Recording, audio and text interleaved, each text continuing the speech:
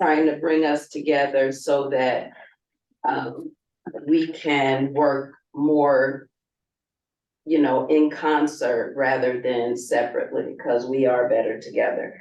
Lastly, actually, I think that's it. To work cooperatively with programs within and without to benefit us all. And that is all for Harlem Arts Alliance. Okay, West Harlem Arts Alliance. Michael, do you want to give a very brief update? I'm more than willing to. I have nothing new to report. I basically, if anybody has any questions for me, that's fine. But I'd rather, for the sake of time, defer to those people here who want to present, who were not on the agenda, who want to present, if time allows. I just do want to fill in the committee on that we did visit Floridita because Columbia is offering that space to the West Harlem Arts Alliance.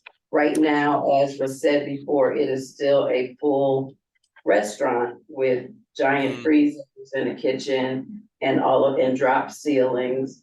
We're in conversation with the West Harlem Arts Alliance and WHDC to see if we can come up with something,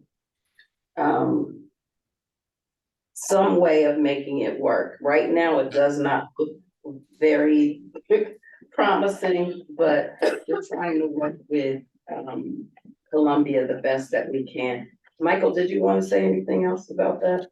Not really. I think you did a very good job. I have, as we we all discussed it last week, and I've already drafted a letter which I'll be sharing with you and Tina and WHDC tomorrow, so that we can take a look at it and edit the document and make a formal response to Columbia University with respect to their sort of idea of a Floridita space. I dare call it an offer because it's not really a formal offer. It's sort of like sort of the beginning salvos of a discussion about what it would take. That's my view on it. And so Daria, I'll have something, and Tina, I'll have something for both of you to review tomorrow.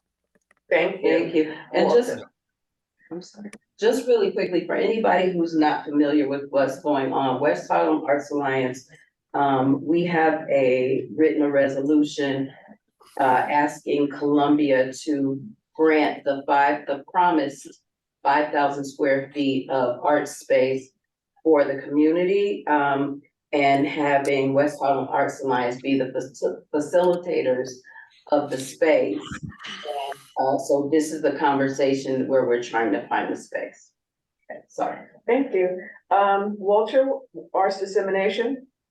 Good evening, everyone. I was out of the country for a good part of the month, but Tina and I are collaborating to help bring together the factions of art in the Harlem community, whatever arts there are.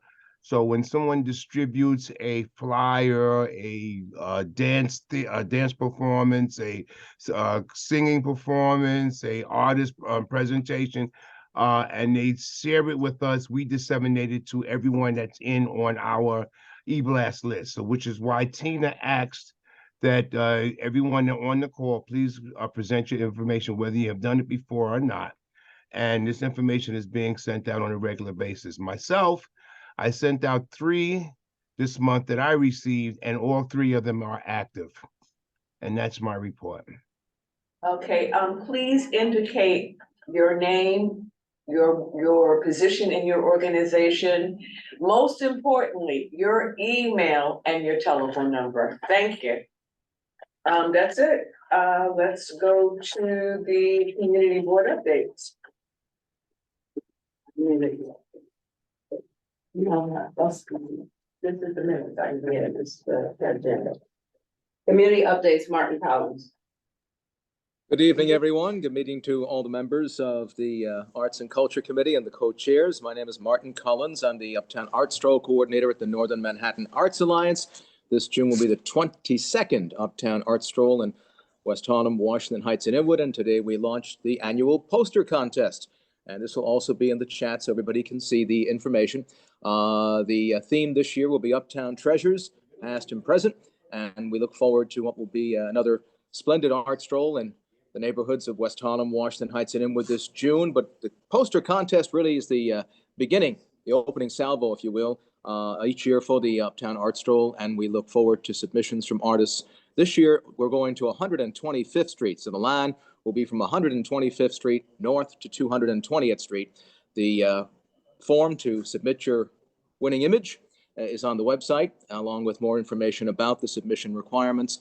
And the grand prize winner will get $1,500 plus the front cover of all of the guides that we print and all of the publication materials that we use, including postcards and fans and the like. And the second prize will be $750 and third prize $500. And all of that information is on our website, nomanyc.org. That's NOMAANYC.org. We also have at this time the 15th annual Women in the Heights. And this is open to artists basically everybody north of 110th Street to 220th Street, a larger catchment area. And this is the 15th annual Women in the Heights, our quinceañera, if you will. And that will debut at NOMA in our gallery space on the ground floor of Broadway and 176th Street. It will open from 6 to 8 p.m. on the evening of February 29th. And we'll be accepting submissions from artists in all of the neighborhoods from 110th Street north to 220th Street through the beginning of February. And again, all the details of that submission for Women in the Heights is on the website, nomanyc.org. There's many more pieces of information, but for the sake of time and numerous presenters this evening, I will refer you to the website and our newsletter. We'll have our next newsletter coming out tomorrow with all of the information I have outlined this evening and other opportunities and funding opportunities for artists, which I think you'll be very interested in knowing more about. Thank you. Thank you, Mark. Okay, now we're going to begin with our presentations. Joyce, do you want to start?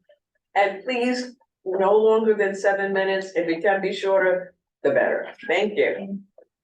Thank you so much for allowing me to present. I will be very brief. As I said, my name is Joyce Adeomi, and I'm the president and founder of New York African Chorus Ensemble, where we use the arts as a tool to reduce hate crimes and violence, and that can lead to, hate crimes. So one of our programs is a New York City Multicultural Festival. As we know, where we are, Community Board 9 is one of the most diverse areas in Manhattan, and New York City is the most diverse city in the nation. We are in our 15th year of organizing the New York City Multicultural Festival. We have preview concerts that lead to the festival. The first one was held December 9th, and we do this festival in collaboration with the NYPD.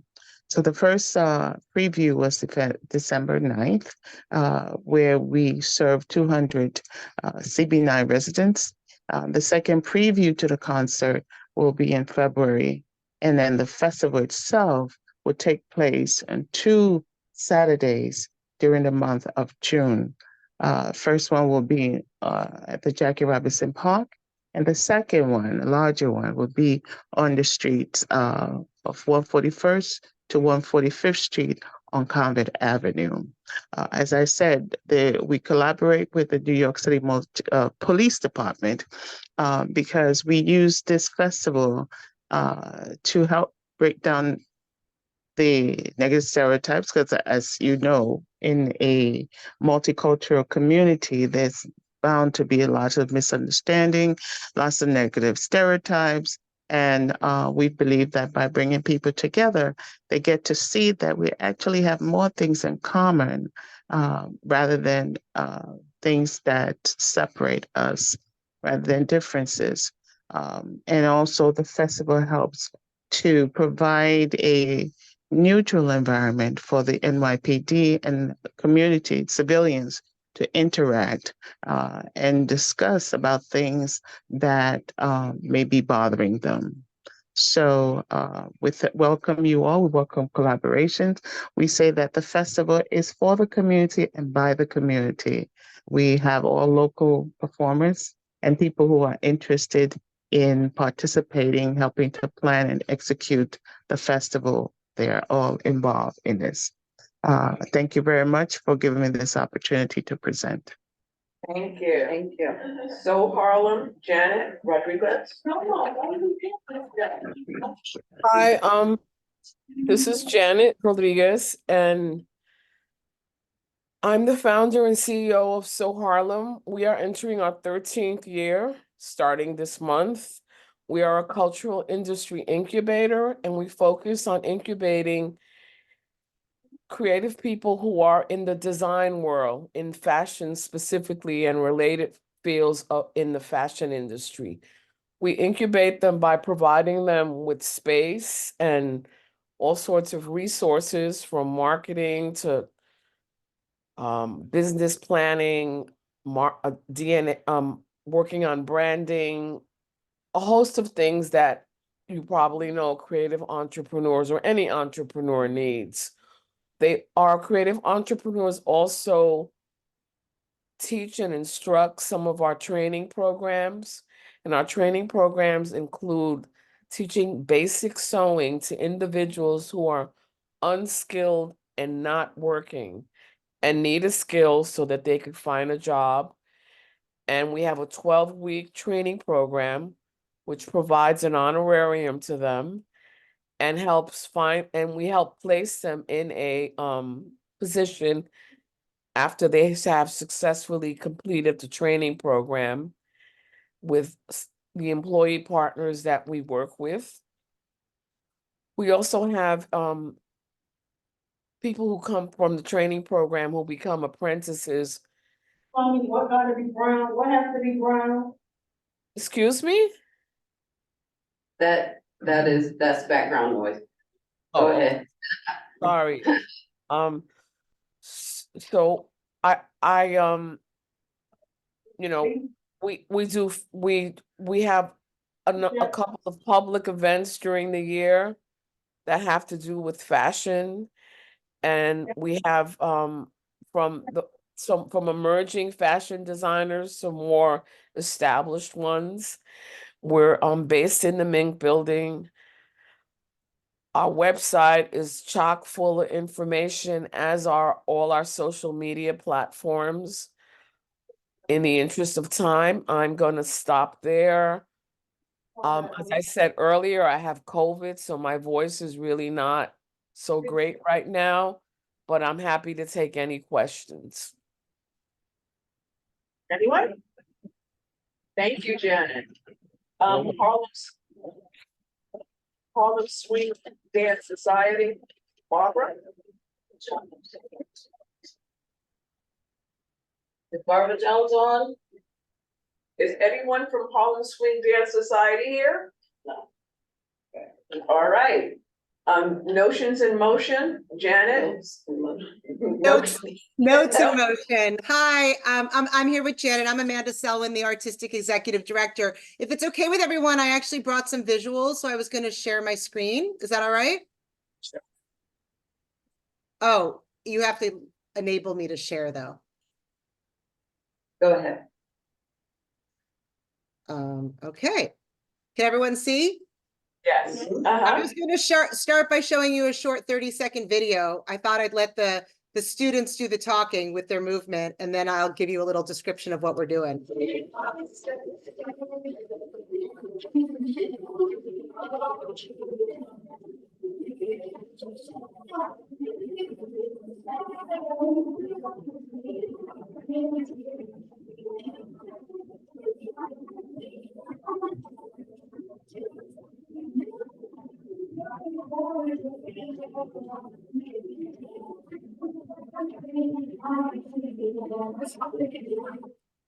Okay.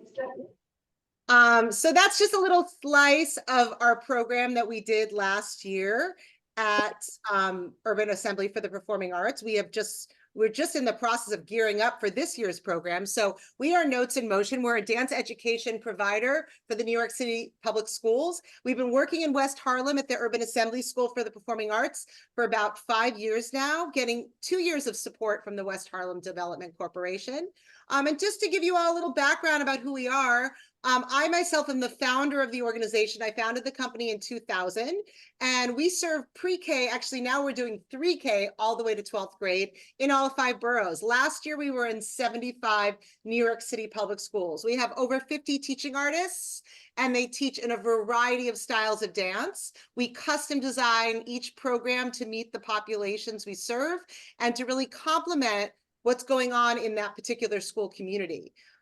In this program at Urban Assembly for the Performing Arts, we're going to be doing jazz dance, as you saw a little bit of that in the video. We're also going to be doing some African dance and Latin dance. And we're also going to be doing opportunities for the students to develop their own original choreography. So our programs are all about combining technical instruction with creative instruction. So it's about empowering young people to find their creative voice through the art form of dance. So we really love when we can include opportunities for student creativity in the program. And these are just a couple other highlights to take a quick glance. Don't want to take too much of everyone's time, but we do a lot of work with the city council and we work all over the city. We did a lot of remote programs during COVID, but we were really thrilled to get fully back in person right away when schools reopened.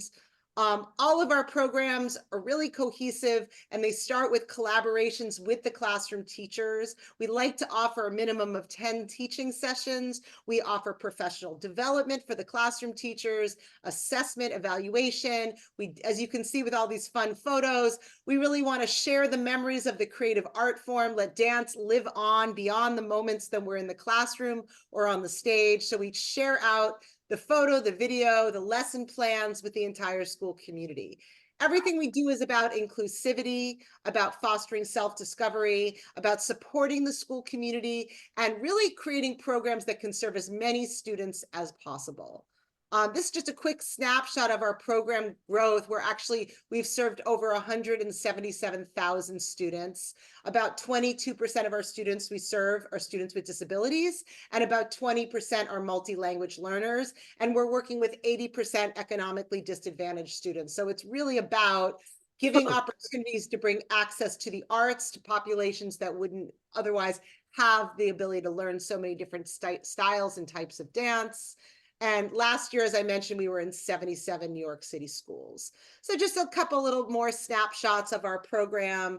The program at Urban Assembly, we're really thankful for the support from the West Harlem Development Corporation. It's a wonderful partnership, and they always perform at down at the high school on 55th Street across from Lincoln Center. For thousands of parents come out and they do a big show with lighting, and they really rent the big stage because the school really takes all the qualities of performance really seriously. It's a wonderful community. We love serving it. So if there's any questions, we're happy to take them. Yes, this is Walter. Do you do exhibits like there's like performances at the end of the year that we could be so the community could know about? I would love to share that information. Absolutely. Yeah, we usually do with the program at Urban Assembly. As I mentioned, we actually don't always do the performance at the school because they want a bigger auditorium.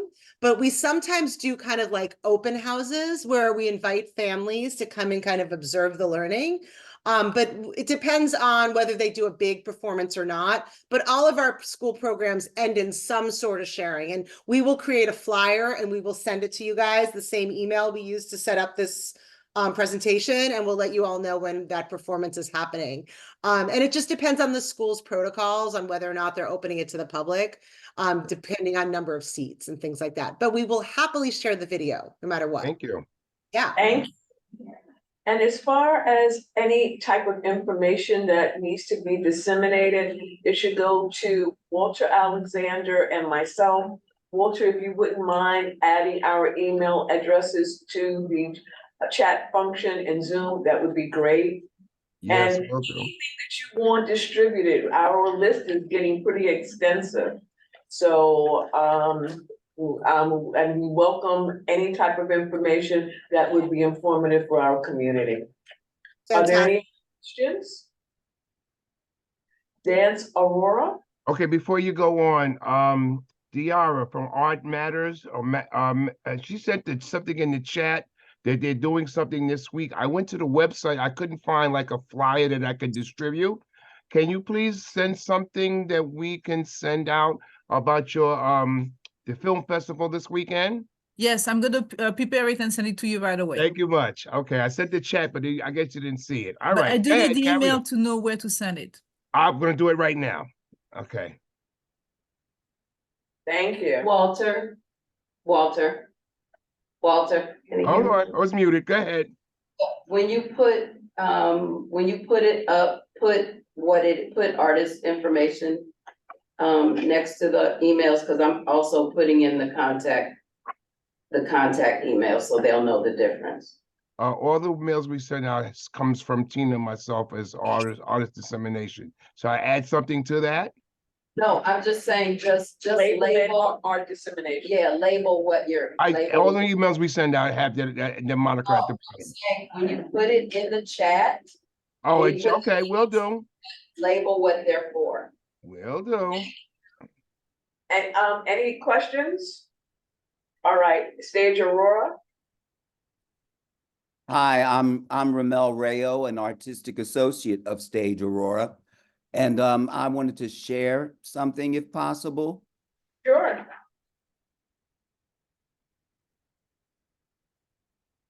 There we go.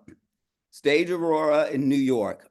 It was originally founded in Jacksonville, Florida back in 1999 by a wonderful artist, Darrell Rubin Hall. And it has now been licensed to be here in New York as well. And that was founded in 2021. Its mission is to enlighten the mind by way of the arts through the Black faith-based experience. And we aim to build bridges between cultures in relationship to the human experience. It is a not-for-profit theater company, and the board is advisory board has folks like Willette Clauser, who's a Broadway producer, Linda Twine, Broadway conductor, Reverend Dr. Derek McQueen of St. James Presbyterian Church. And it's really a wonderful, wonderful company. It has expanded and has grown immensely since its founding. Here in New York, since it's been licensed here, we've done 2 productions with the help of the West Harlem Development Corporation and St. James Presbyterian Church. The first was a thing called Harlem of the South, which was a celebration of the Harlem Renaissance as we know here in New York, in Harlem, but it was also something that was going on across the country, especially down in the South. And so we did a celebration of that. And we just did a Christmas celebration. Christmas comes to West Harlem. And they were done at St. James, which has a wonderful theater space down in the basement of the church. And it was really a lot of fun. I directed both of those productions. Stage Aurora is very, very much into creating new original works. Darrell Rubin Hall has created a marvelous show called Dinner with Booker T. It started off as The Dinner and was based on a book, which is about a dinner that Booker T had with Teddy Roosevelt at the White House, which of course caused greater trauma with everyone, of course, you know, all the racial things that had happened back during that period of time and stuff. And it started off as an ensemble piece, but now Darrell has been developing it into a one-man show, which he has successfully performed now quite a few places. He did the Black Theater Festival down in Atlanta, and it's just a wonderful, wonderful show. He's written a play called Frat House, based on the whole thing of fraternities in college, and has wonderful stepping choreography and stuff. Lots of fun and funny thing. He's now developing a new show called Drawn from the Water, which is based on the story of Moses. And it's all original music that he's actually composing and stuff. And it's really wonderful. The theater itself has over the years has accrued over $4.5 million in operating revenue. Its main stage has produced over 200 productions. It's had over 500,000 audience members, and it has been able to secure over $750,000 in grant funding. It has had wonderful, wonderful artists participate in productions of his. We did a streaming for Veterans Day back in 2020 and had folks like Vanessa Williams, Ben Vereen, Janet Hubert from Fresh Prince, Melvin Moore, just wonderful people are always interested and participating in it. So he wants to, of course, continue to be able to expand the company here in New York, and West Harlem Development Corporation has really been wonderful in granting us monies that we were able to do those, and we look forward to being able to do even more work. And that's it. When is your next production? Pardon me? When is your next production? That we do not have an actual production scheduled at the moment. We are working on towards something. We are working on a gala that would be honoring Linda Twine, who is really one of the top conductors of Broadway and stuff. She was the second Black woman to conduct a Broadway show, and so we'd like to honor her, and we're trying to, we're working on that for a June date. Thank you. And where do you do your productions in New York? Right now, we've done them both at the St. James Presbyterian Church. Thank you. There is Any a other- space. There's a performing space that they have down in the basement that we were able to use, which Thank you. And we also, when we did those things, we made sure that we reached out and we had performers, from here in Harlem. We had the Uptown Dance Academy perform some dance numbers with us, and so we're, it's really trying to reach out and make sure that the community is also participating in what we do. Do you have a base of operations in New York? A base of operations, as in, you mean offices and stuff? Yes. That is something that Daryl is basically is working from at this time. It's from his home. In Florida? No, here in New York. I'm here. It's between the two of us.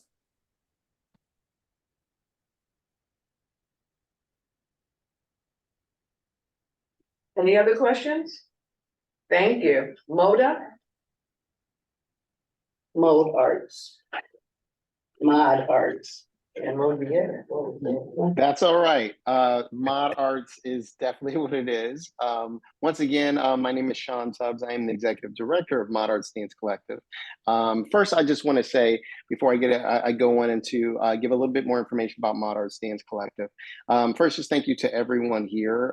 It's just a privilege to be around other arts organizations doing such great work in the community. And I'd be remiss if I didn't say that while I start getting to this spiel that we have here. But we are very excited, and hopefully there's some opportunities for us to work with or support your organizations beyond our own when we get a chance. But let me start into our company.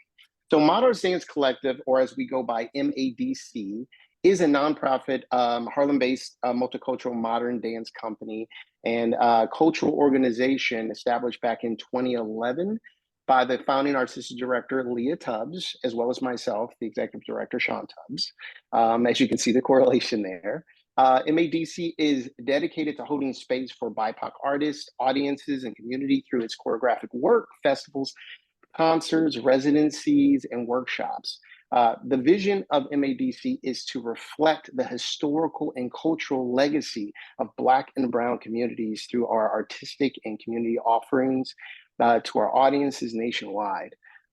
Our mission is to utilize movement as a catalyst to increase inclusion, diversity, equality, and access as a form of resistance and cultural liberation for Black and Brown people nationwide. Being an advocate for Black and Brown artists, MADC noticed that there was a deficiency of BIPOC women, especially identifying choreographers in leadership roles. I.e. appointed to artistic director of a nonprofit company, or building their own nonprofit organization, or resident choreographers of a nonprofit dance company.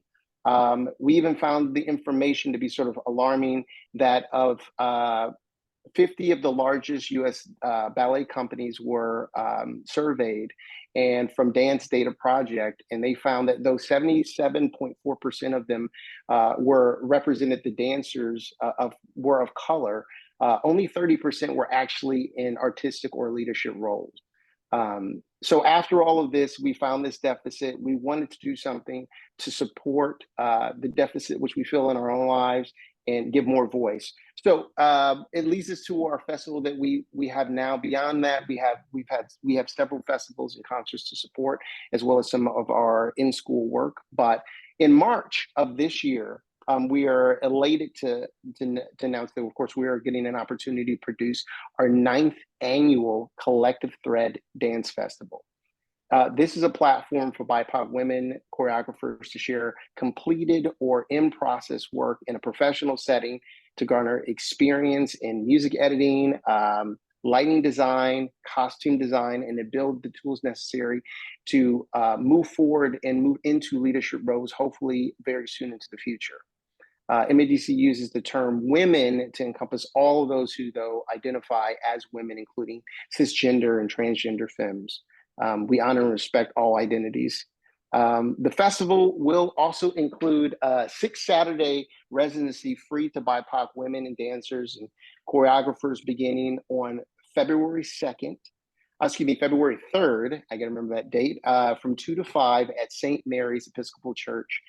It's a free public showing of works from the festival's accompanying residency at St. Mary's Episcopal Church will be held on March 16th at 3:30 p.m. And we will have a 2-evening showing of live performance of dance concerts. And this is March 22nd to 23rd at 7:30 p.m. at the Riverside Theater. MADC's overall goal is for the festival to provide an inclusive and accessible space for BIPOC women artists of underrepresented ethnic groups to share their creative work and their stories. The festival also serves as a form of resistance against systematic racism, oppression, and white supremacy, and furnishes a space for liberation where Black and Brown people can be seen and heard, nurturing their own selves. We hope that audiences will leave the festival feeling inspired and motivated to proactively hold more space for BIPOC communities to better reflect the world that they live in. Now, I know that's all a mouthful, but I wanted to stress how excited we are to have this opportunity continually and move into our 9th year of it. And to encourage anyone who's on this at this time, if we can be of support to you by showcasing anything that we can as part of this or any of our festivals, especially if you serve youth, because we want to make it a point, especially in our Harlem community, to make sure that youth see the power of the arts and dance. And so often we will, if we can, we will, one way or another, we're going to find a seat, whether that is someone being sponsored or we just find a seat for someone in the youth to be able to see this work. So if there are any questions, I know that's a lot, please don't hesitate to ask. Where do you recruit folks to participate? So we recruit from all over the world. So the great thing about the festival is that it's fully inclusive, as long as it represents, of course, those who are underrepresented. Those are, of course, our BIPOC women identifying artists. We've had people from all over the country. Really, we've had from several other countries. Most recently, we've had artists present from Liberia who've come in and presented. We've also had artists who presented from Seoul who've come in and performed. As other of our performance opportunities also lead towards for all those who can't come from all over the world, because currently right now we don't have the means to support their travel or their lodging, but we do have, we do a mixed or integrated programming where we use some of dance videos that they have presented and created around some of our ideas and themes, and we will get a chance to showcase that as well. We also use our platform to not only do it live, but we do it.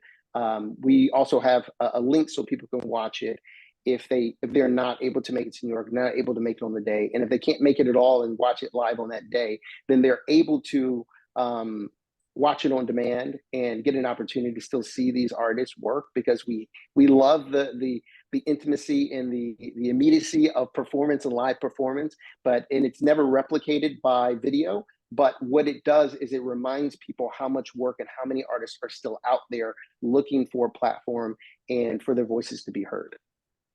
Thank you. Do you have a soft copy of the dates that you mentioned that we could circulate? Absolutely. I will make sure and send that. I'm peering over into the chat for all the email addresses that are there. So we'll make sure and send that, because I know that was already a point of discussion. So I'll make sure it goes to all of the email addresses, including you, Walter. I'll make sure it goes to all of that. Beyond that, though, I do want to reiterate, because there's so many wonderful organizations that, again, serve youth. And that is a point of what we have. Being someone who's been in the arts for 40 years, I know the millennium doesn't show it, but in the arts for 40 years, I have noticed that some of our audiences are not getting as young as we need them to be, and realizing the importance of what it is to perform, especially live, and see different mediums. And if you don't, and it's not simply dance, if they're musicians who are looking for platforms, we love to integrate different disciplinaries into our performances to show that we are all talking to each other. So if you have that and you'd like to reach out, please do. Thank you. Thank you. Any questions? Yes. You said St. Mary's Episcopal Church. That's on 126th Street? Yeah, correct. Is that the Undercroft, or they have a larger section? It's in the larger section. That's where we're going to be holding the residency, and we're going to be holding our informal showings. They're all free. That'll happen in that space. Our formal concert is at Riverside Theater. But Joe, you recognize that Undercroft that they have. Have you ever been in there? We have been in there as well. Some of it is just finding out the time that's accessible, that they allow us to, of course, like when it's available. As an organization that was already brought up, do we have an office? No, our office is Harlem. We live here. I'm steps away from most of the locations we mentioned, but a lot of what we do, of course, is finding the space for it, especially within the community, which I think we all speak to, which is really hard to do. So I'm very open, and I know Leah would mention the same things, to any suggestions or references that we can create more opportunities. If a space is available, we'll fill it. Thank you. I just wanted to mention, as you mentioned youth outreach, have you gone to there's another committee, youth and libraries committee on community board? Youth education. And youth education and libraries. So you could check the calendar, but it might be good to go there, and they can help disseminate that information.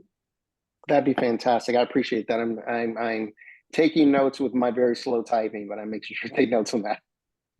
Thank you. You might want to also try Denny Farrell Park at Riverbank State Park. I believe that is on our list, but we'll continue that as well.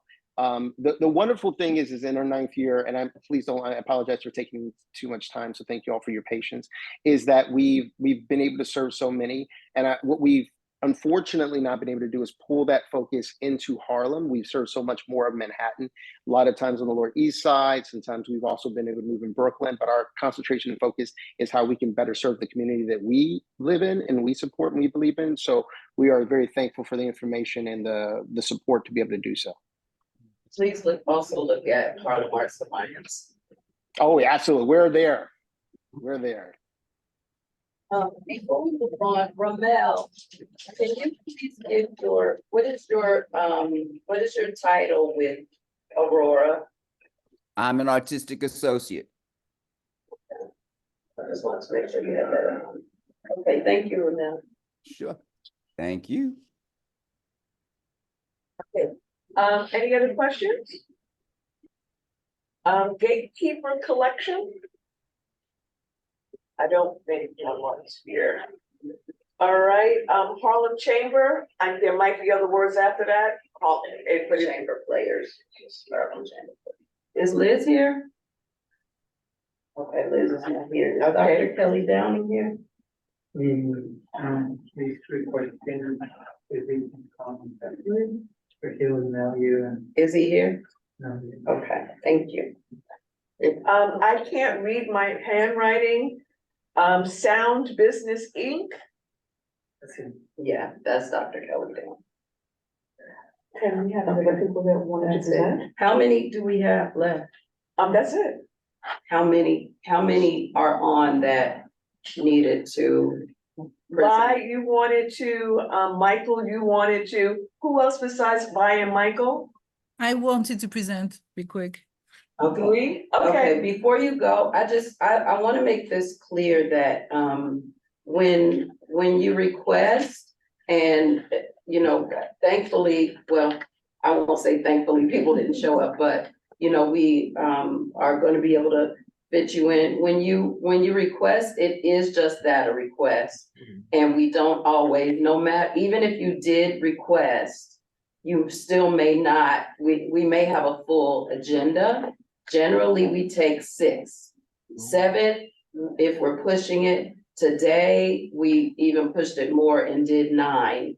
So I just wanna make it clear that it's not, you know, sort of willy-nilly, that, you know, you do have to put in a request and there must be a response. If you don't get a response, reach out again, but please don't just assume that you're on. And if we can't fit you, it is only because we just can't, and we always do try. So we're glad that that being said, we're glad that we can fit you in now. And please state your name and your title And your organization. For our notes, please. So should I go? Sure. Yes. Okay, great, thank you. So my name is Darren Dalspesh. I am the co-founder and the co-director of the African Diaspora International Film Festival. We just celebrated our 31st anniversary. So we are based up in Harlem on 110th Street. On the Upper West Side, and we have a collaboration with the Office of Diversity and Community Affairs at Teachers College, Columbia University. So we have an opportunity to present a lot of films in Harlem that are open to the community as well, to the college community, as well as to the larger community. So we sometimes have a very interesting conversation with people from many very different backgrounds who get a chance to discuss around film screenings. We just celebrated our 31st anniversary that took place from November 24th to December 10. One of the highlights of the program was a program called Black Women of Excellence that was held at Teachers College, Columbia University. We presented a film called Move When the Spirit Says Move, The Legacy of Dorothy Foreman Cotton. And she was actually it's a powerful documentary about Dorothy Foreman Cotton, who was a charismatic and courageous figure, often overlooked in the annals of the civil rights movement. She was actually the sole woman in the Dr. Martin Luther King's Jr.'s executive staff, and she played a pivotal role in shaping history. But most people don't know about her because she was a woman. So she was one of the Black women of excellence that we highlighted. Another one was Zora Neale Hurston, and with a film called by Sam Pollard, who is a very important filmmaker. Zora Neale Hurston dropped at the Sun. So in the occasion of presenting Move, we actually had the members of the foundation, of the Dorothy Cotton Foundation, who actually spoke about her legacy after the screening, and it was a very interesting conversation. We also showed Claude Maquet from Harlem to Marseille, and we had a faculty from Columbia University attend and do also a discussion with the director, who is a French filmmaker who came to the US for the occasion. So that's an example of the type of work that we do. We also had a school program where we present films for students from middle and high school every year. And we had a screening at the Magic Johnson Theater where we presented a film. Oh, I'm sorry. Where we presented a film about an animation from Africa, from the African continent called Minga and the Broken Spoon. So I was trying to announce the fact that we have a program called The Best of ADIF that's going to be taking place from the 12th to the 14th at Teachers College, Columbia University. I have a flyer ready that hopefully will be shared to the community. And we are presenting again Move and also the opening night film Hope of Escape, a very important fiction film narrative based on the life of the filmmaker about the history of her family who actually weren't able to buy their freedom thanks to the support of their family in the North. So it's a very interesting historical documentary that really sheds a light on a part of African-American history that we don't know much about. We know about the Underground Railroad going underground, but in this case, it really talks about the above ground railroad where family members would pool funding together in order to be able to purchase the rights for freedom to the folks who were still enslaved in the South, in collaboration with abolitionists who served as in between, passengers. So that was that's another film that we're presenting again in the best of ADIF this weekend at Teachers College Columbia University. The website is nyadiff.org, and the entire lineup is available there. And again, hopefully you'll have the flyer. Thank you so much for the opportunity to share this information with you. Tiara, would you please put your information in? I see the flyer, the link to a flyer, but your actual contact information and your title and the name of your organization, if you would please share that in the chat as well. Yes. And everyone, because I only see in the chat, we only have So Harlem. I just posted it again. Do you have it? Where do I have to? Diara, I see your text to your email, your chat to me. Take the Alexander out. It's just xalex111@gmail. But I've copied your flyer, I printed it, and I also distributed it while we were talking. Okay, thank you so much. Okay, I added your email address to our e-blast list as well. I put info at. Is that okay? It'll get that's there? good. Info okay, at so I got you. And it's sent out. Walter, I don't want to muddy the water right now, though.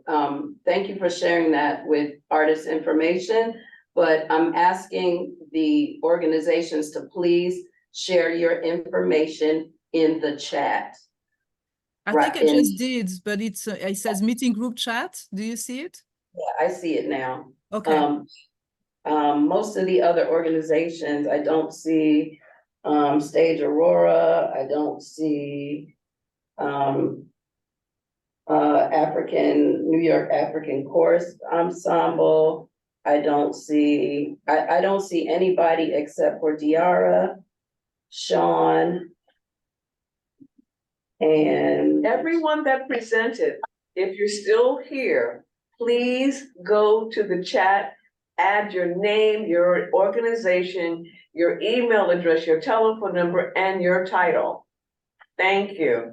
It's really important. That's how we add information to our distribution list and be able to disseminate information. And it is also how we, after this meeting, we can go back and make sure for our minutes, for our records, for if we have to go back and double check when we're signing your sheets for WHDC and all of that, we can prove that you were here.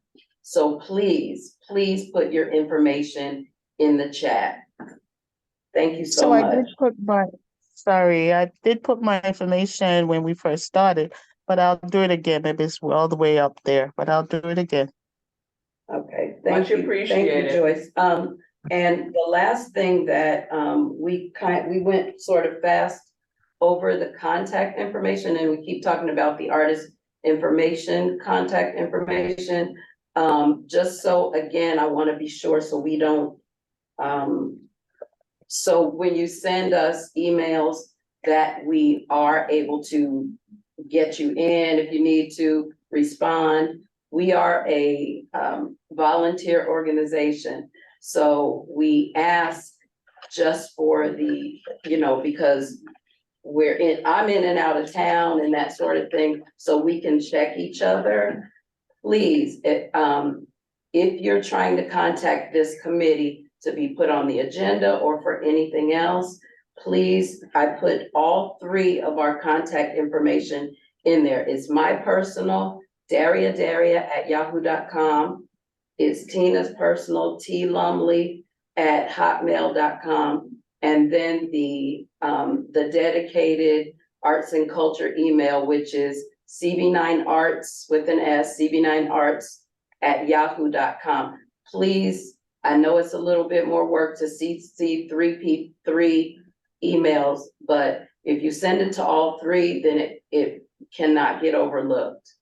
It can't get missed, and it just gives us an easier time to respond to you and get everything done. Vi, are you still there? Okay, Michael? She's there. No, Vi's there. She's Yes, unmuted. I'm here. Vi, you were muted. I defer to Vi. Go first. Go ahead, Vi.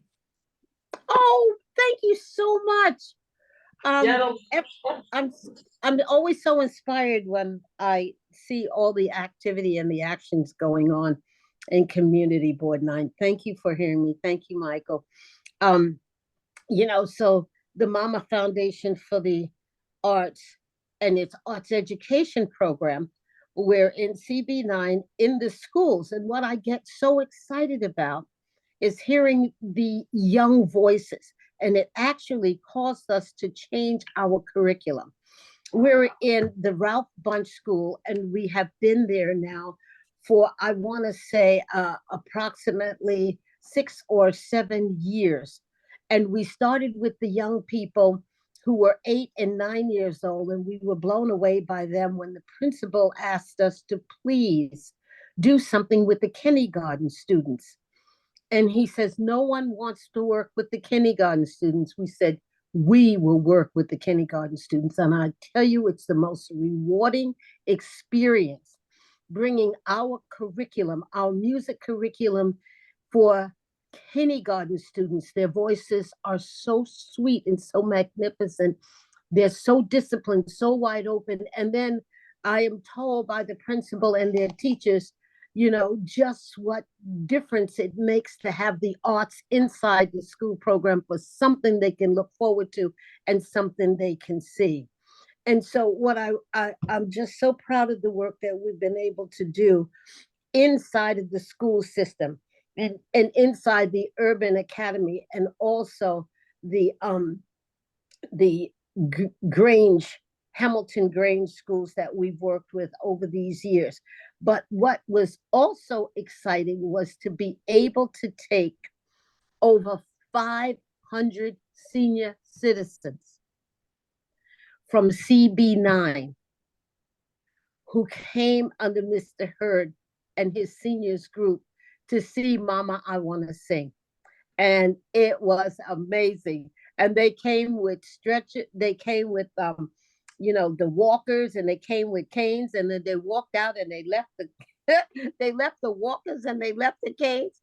They had come back because I think they were feeling so good. So I'm really happy to be working with West Harlem. And I thank you for the opportunity to, to share these musical experiences. And there's much, much more that's coming in the next semester. So yes, Mama Foundation for the Arts, we're always looking for, space to do additional work. And we are open for our scholarships. We have been awarded another 40 scholarships from our sponsors for young people between the ages of 7 and 19 years old. And the new semester is beginning. So yeah, I left my information in the chat. So if you have a musical child or someone who sings all the time or thinks they can sing, send them to us. If they can hear it, we can fix it. And everybody gets better. Thank you for allowing me to speak tonight. Thank you. Vi, do you have a soft copy of what the information you just provided, specifically regarding the scholarships and the age range? I do, but I don't have it with me. I can send it to the three. To me, I know you have. Yeah. Yes, we'll make sure that you get it. You make sure that you get a copy of that. Absolutely. Yeah, come grab these scholarships. And you know what? They've taken our curriculum now at Purchase College. I just want to let you know. And Wonderful. also at Dartmouth College. We're in the Ivy League. My daughter Noelle, the creative director, goes up every Thursday to Dartmouth College to teach our music curriculum to the students and the community there. It's been a wonderful experience. Nice, thank you. Does anybody have questions for Vi? Okay, Michael? Thank you very much. I'm Michael Unthank and currently serve as the chair of the Children's Art Carnival, which, as I mentioned earlier, has been in business since 1969 and at 62 Hamilton Terrace in the brownstone that we own since 1972. I wanted to just recognize Vi as an icon and a real hero in our community. And thank you so much for coming out tonight, Vi, and sharing your story with us. And, you know, we really appreciate it. So everybody just got to pay attention to Vi in that sense.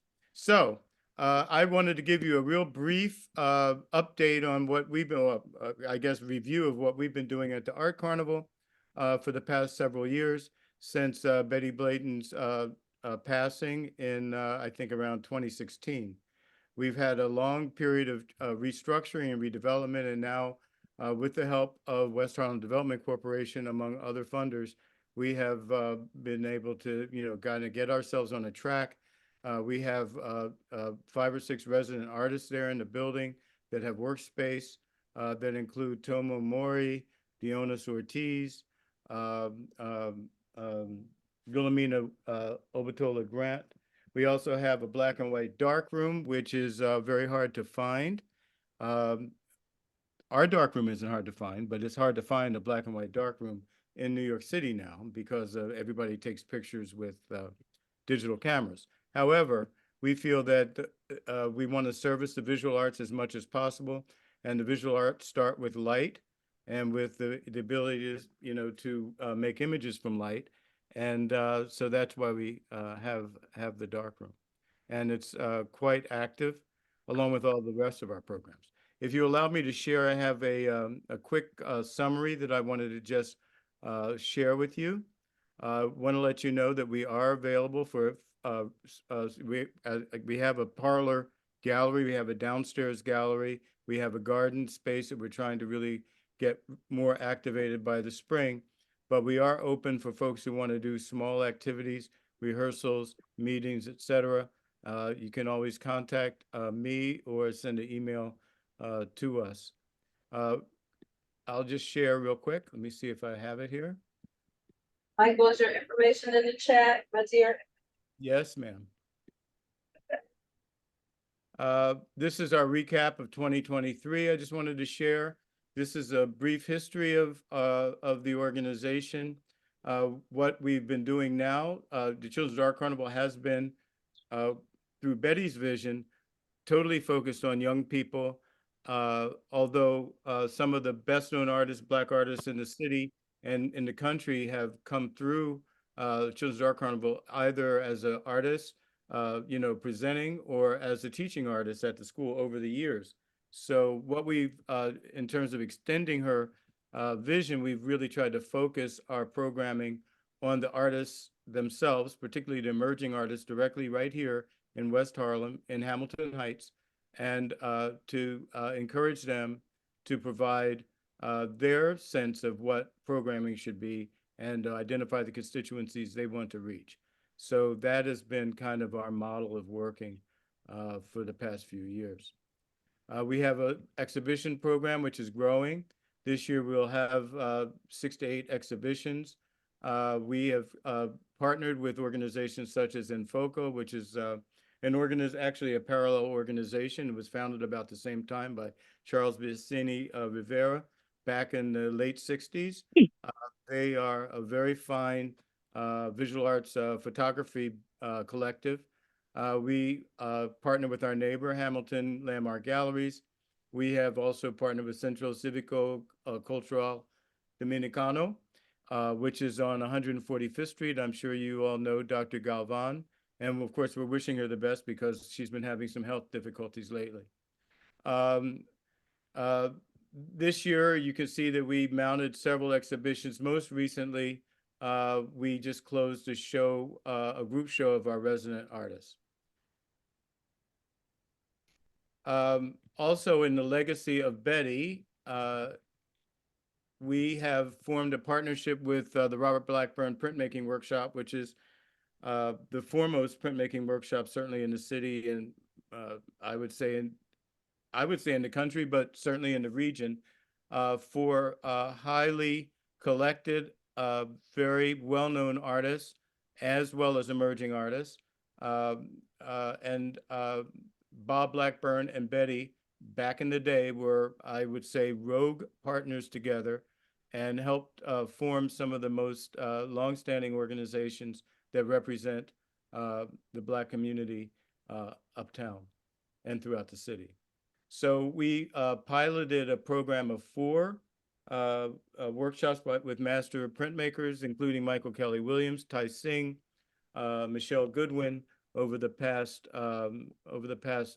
from September to December, with the idea that we will work to try to establish a permanent printmaking workshop, professional printmaking workshop here in Harlem in the future months. And then, of course, we have community-based art making workshops that include, as you see, cartooning, illustration, graffiti lettering, this year bookmaking, photograms with our darkroom folks, collage workshops, among many others. And they've been, the attendance have been growing, and we want to encourage people to keep on coming out. The quality is excellent, and we're very happy to see such a mix of people. So here's a picture of our building if you have never seen it. So come on out and join us. Thank you very much. I appreciate the opportunity to Michael, the black and white dark room, is that available to community members, or? Yes, yes, of course. Everything we do is available to community members. That's the only reason we're in business. And as far as the art, you have space to display art for CB9 residents. That's something that we would like to I'd like to talk to you about, if that's a possibility, or is the space allocated for the remainder of the year? Well, that's a good question. We do have a downstairs space, and it may be available at various times. We have an exhibition program between, a formal exhibition program. The schedule for the spring is not fully set, so there may be some opportunities. However, if residents in the community that you know of want to put together or have a plan or an idea about the exhibitions that they want to mount, then we are open to discuss that and put it in the schedule. We are here for the community. That's what we're here for. So we want to make our spaces as accessible as possible.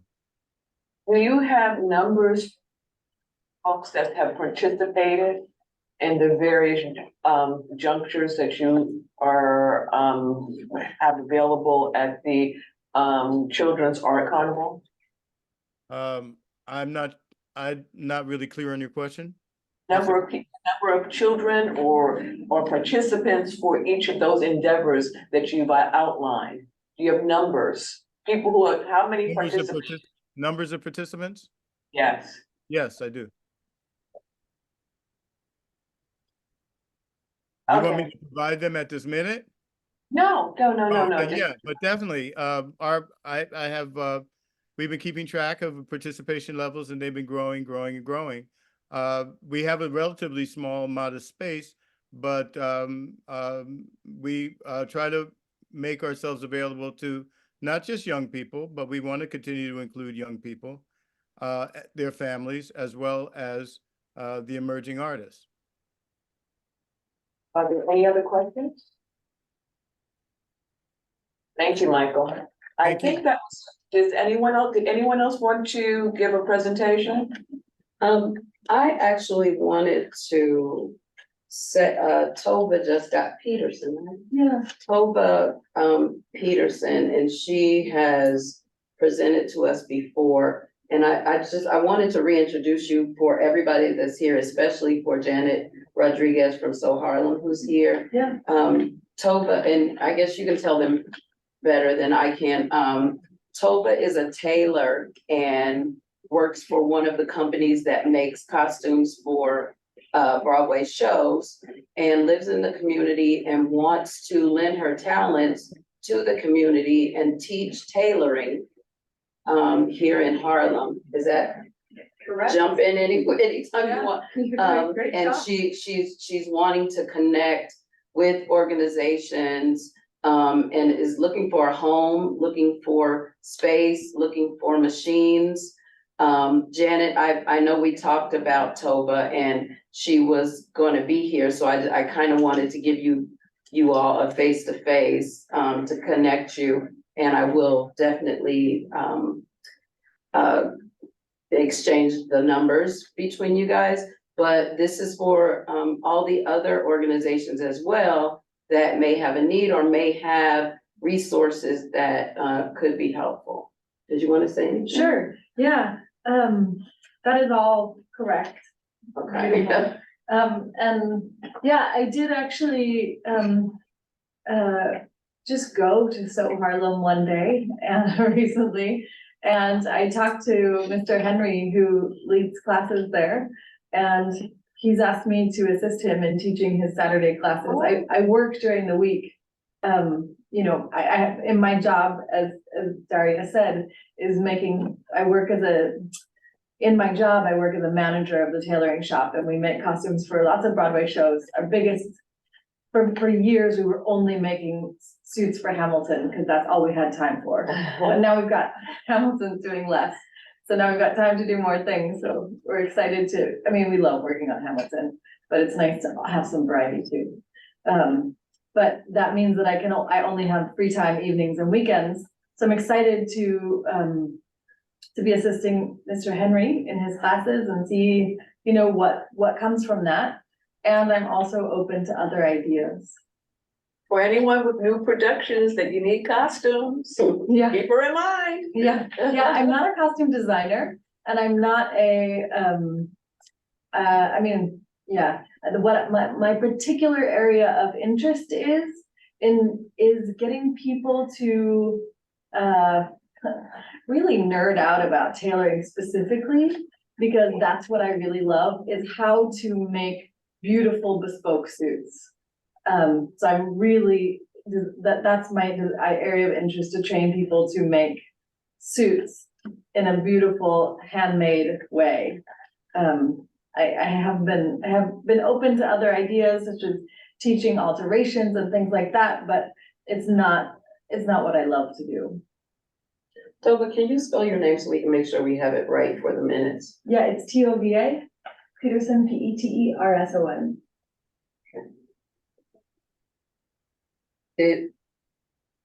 And my Instagram, if anybody wants to follow me, I just created it recently, is the Pocketist. So it's the _pocketist, as in one who makes pockets. Those are, pockets are, creative pockets are a specialty of mine. Okay. Janet, you look. Tova, I just want to say thank you for following up with So Harlem, and nice to virtually meet you. And I'm happy that you are gonna help or assist Henry. Henry's our principal trainer at So Harlem. So you're in good hands, and that's a good place to start. On another note, I forgot to mention that we did the Emerald City costumes for the Wiz that's coming back after 50 years to Broadway. And that was headed up by our designers at So Harlem, who did that, and they did part of Evelina's costumes.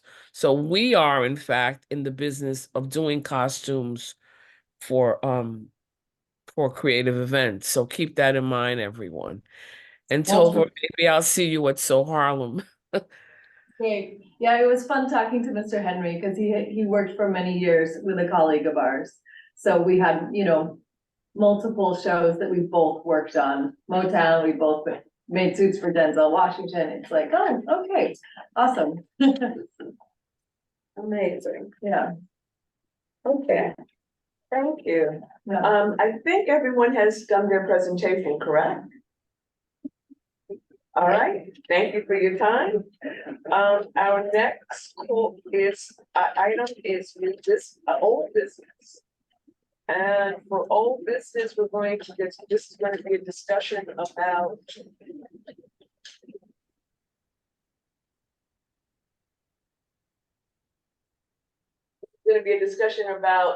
getting art institutions, aligning art institutions and public spaces with our artists to be able to showcase their art.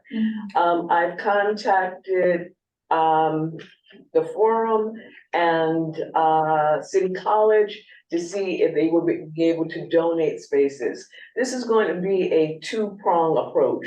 One, first get some space, then we're going to send out all of these flyers and get all of these artists in our community to submit their artwork, and we're going to do a marriage between the two. Now, this is all conceptual right now.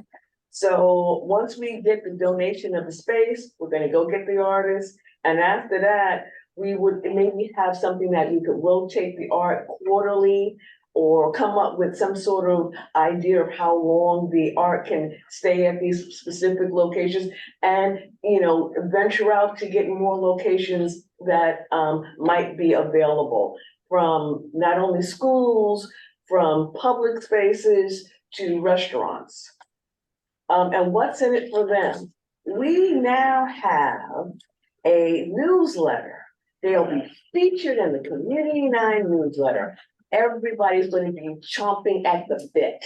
Everybody wants to be in the MCB9 newsletter. It's just something. And perhaps if we can get a microloan or some monies available, we could have like an event where we can have a little alcohol, a little bubbly, and have the artists and take wonderful pictures, and they can showcase their art. Now, I'd like to know if there's anyone on the board, on the Arts and Culture Committee that would be interested in being a subcommittee for this type of work. Thank you. And Sharon offered to create the flyer. I do not know how to do that kind of stuff.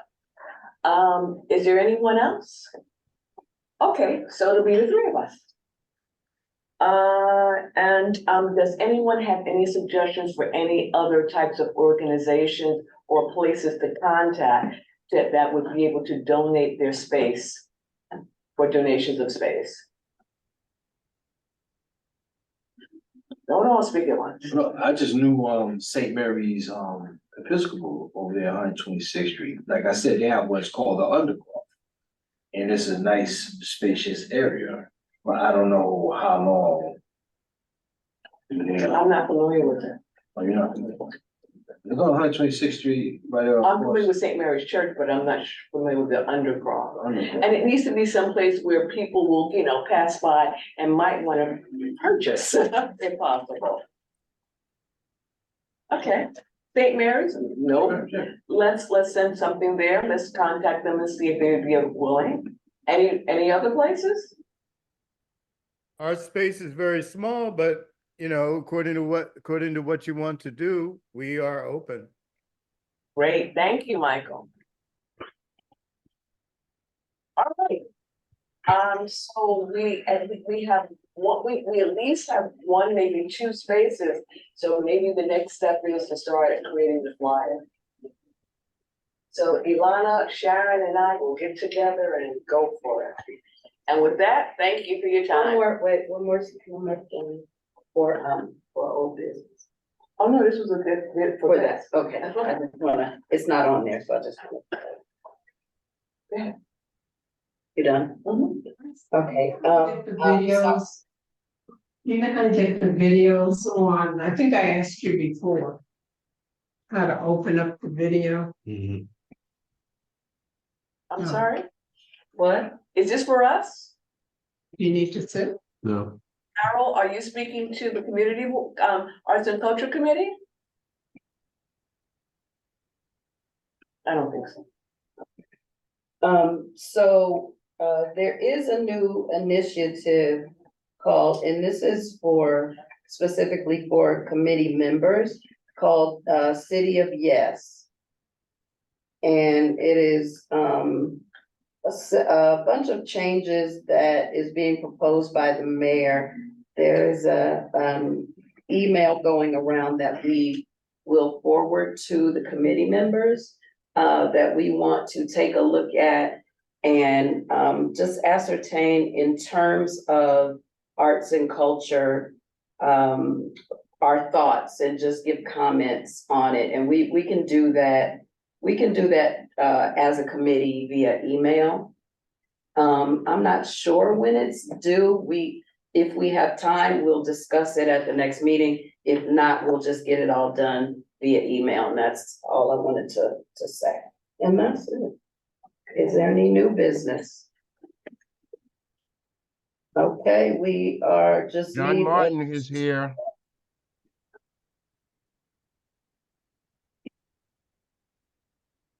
Hello, John Martin is here.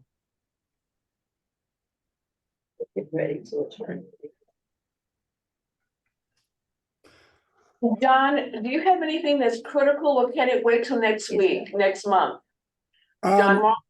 Just for begging your pardon, I have been flying back and forth between meetings. Just wanted to alert you guys that the Gatekeepers Collective Resiliency Enhancement Network of same-gender loving, queer, gay, bisexual, and gender expansive African descended male affirming folk just did our most recent theatrical narrative development project called Learning to Love, in which we partnered queer young emerging playwrights with same gender loving elders in an ethnographic research process in which the playwrights crafted one-act plays that reflected aspects of the elders' experience, which we premiered in staged readings last month at Aaron Davis Hall on December 13th, which were wonderfully well attended and received by about 120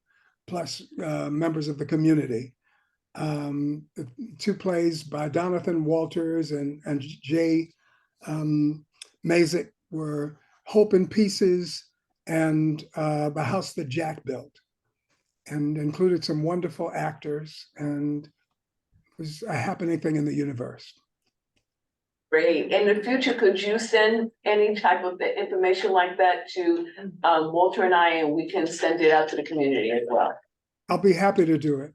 Yeah, John, I'd like to add you to our e-blast list also. I don't know if I have you on there now, but I want to put your organization in as well. Thank you.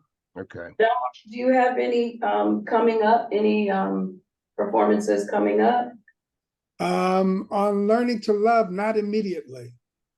So Okay. we go back into our search for new young playwrights in May. Okay, great. And how does that work? Can you tell us really quickly? Absolutely. So we, through our networks of I don't know if people are familiar with Danye R. Love, playwright, Sugar in Our Wounds, 1 and 2, Fireflies. But he's a major young voice in the American theater, and he's the curator of the Learning to Love theatrical narrative development process. And John Key, who is a visual artist on the board of the Gatekeepers Collective, seeks out young visual artists whose works we do many installations of in the Link NYC New York kiosks during Pride Month in June, and again in October. And we, through our networks of playwrights, we do an application process in which we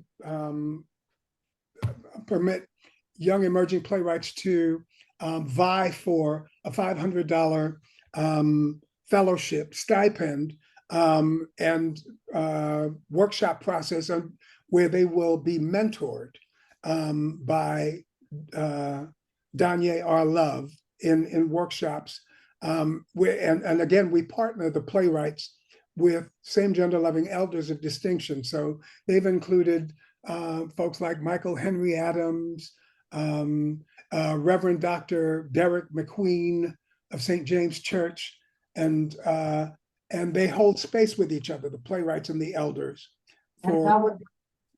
I'm sorry, how would one get involved with it or apply for this? Well, we put out notices in theater publications and others to let people know that we are on the lookout for the playwrights and the visual artists. For the next one, please just keep us in the loop as well. I my solemn oath on it. Hot dog. All right, does anybody want a motion to close? So moved. Second. Thank you, everyone. Have a good evening. Thank you. Thank you. Thank you so much. Thank you. Thank you. Everyone. Thank you so much. Thank you. Thank I'm in the meeting. Good night, all. Good night. And Happy New Year. Oh, yes. Happy New Year. Bye. Bye-bye.